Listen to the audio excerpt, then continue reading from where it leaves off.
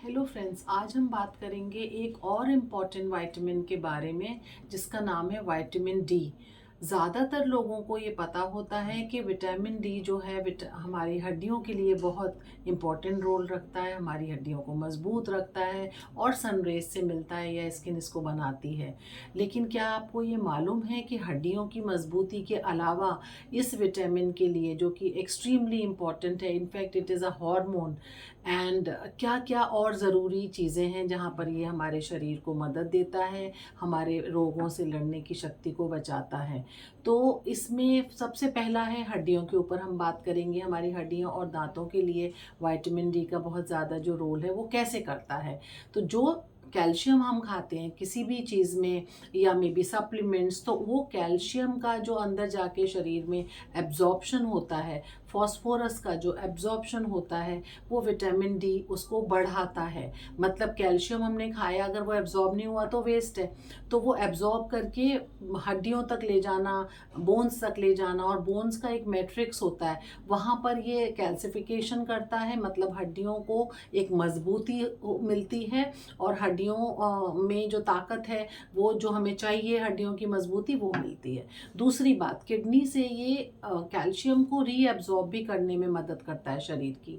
तो इसके अलावा, हड्डियों के अलावा जो हम बात करेंगे मेंटल हेल्थ में, मतलब मेंटल हेल्थ मतलब जब किसी पेशेंट्स को ऐसी प्रॉब्लम हो रही है कि नींद पूरी नहीं हो रही है, डिप्रेशन हो रहा है, मेमोरी इश्यूज हो रहे हैं, तो उसमें भी विटामिन डी का बहुत रोल देखा गया है।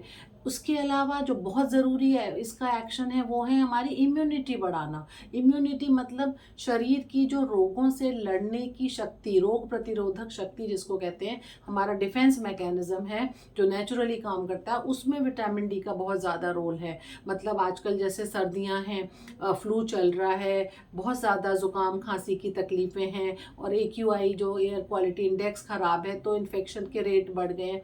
तो हमारे शरीर का जो डिफेंस मैकेनिज्म है वो अच्छे से काम नहीं करेगा अगर विटामिन डी शरीर में जितना ज़रूरत है उतना नहीं है।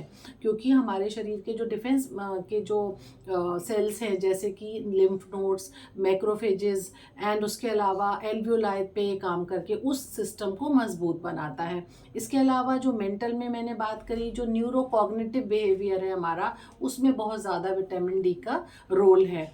और जो अब बिकॉज क्रॉनिक डिजीजेस बहुत बढ़ गई हैं, जैसे डायबिटीज़, हार्ट डिजीज़ वगैरह, तो ये मेटाबॉलिक डिजीजेस कहलाती हैं। विटामिन डी का रोल एक अगर कम है विटामिन डी, तो ये रिस्क फैक्टर बनता है, आगे चल के डायबिटीज़ कर सकता है, आगे चल के हार्ट डिजीज़ कर सकता है, और एक डिजीज़ होती हैं और भी मल्टीपल मेटाबॉलिक, जो कि रिस्क फैक्टर बनता है। कई रिसर्चेस में ये पाया गया है कि कैंसर में भी बचाव होता है विटामिन डी की, नॉर्मल शरीर में जितनी रिक्वायरमेंट है अगर वो है, जैसे लेडीज़ में ब्रेस्ट कैंसर और मेल्स में प्रोस्टेट कैंसर से भी बचाया जाता है। तो इसके इतने इम्पॉर्टेंट रोल्स हैं। इस वीडियो को मैं यहाँ ख़त्म करके आगे के वीडियोज़ में बताऊँगी कि विटामिन डी के लक्षण क्या हैं कमी के, और ये हमें कहाँ से मिल सकता है, क्या नॉर्मल वैल्यूज़ होती हैं और क्या इलाज है। आशा करती हूँ आपको ये वीडियो पसंद आया होगा। Stay connected. Thank you.